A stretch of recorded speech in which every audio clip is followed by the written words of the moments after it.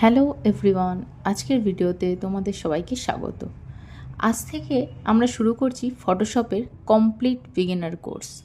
এই প্রথম ক্লাসে আমরা জানাবো ফটোশপ কী, কোথায় ব্যবহার হয় এবং বেসিক ইন্টারফেস সম্পর্কে। প্রথমে আসি ফটোশপ কী। ফটোশপ হলো একটা প্রফেশনাল ইমেজ এডিটিং সফটওয়্যার। এটা দিয়ে আমরা কি করি? এটা দিয়ে আমরা photo editing, background remove, poster design, banner design, visiting card, YouTube thumbnail এই সব কিছুই করতে পারি। এবার আসছে ফটোশপ কোথায় ব্যবহার হয়।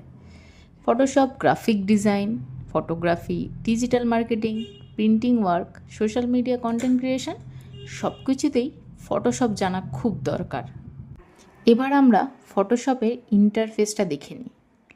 ফটোশপটা ওপেন করলে সব থেকে উপরে আছে menu bar, file, edit, image এগুলো মেনু বারের মধ্যে।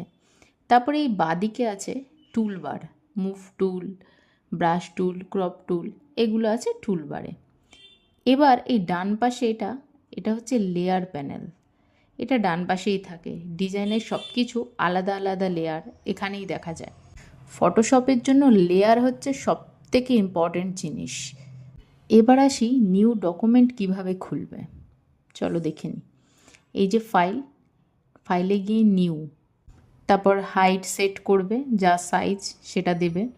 তারপরে পিক্সেল বা ইঞ্চি যেটাতে তুমি করতে চাও সেটা সিলেক্ট করবে। দেন ক্রিয়েটে গিয়ে ক্লিক করবে, নিউ ডকুমেন্ট ওপেন হয়ে যাবে।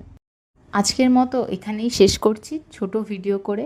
পরের ক্লাসে আমরা শিখব টুলসের ব্যবহার। ভিডিও ভালো লাগলে লাইক, শেয়ার অ্যান্ড সাবস্ক্রাইব করতে ভুলবে না।